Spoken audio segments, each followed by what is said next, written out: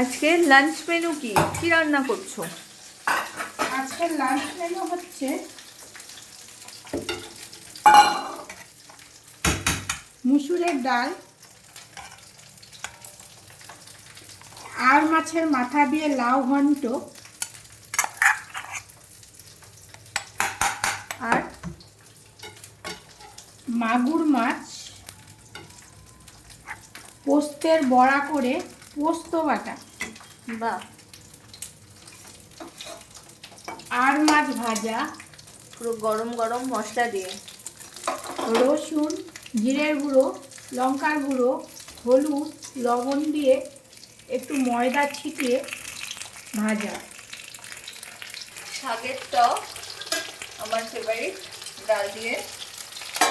পাঁপড় ভাজা পেঁপে কিশমিশ আপেল প্লাস্টিক চাটনি।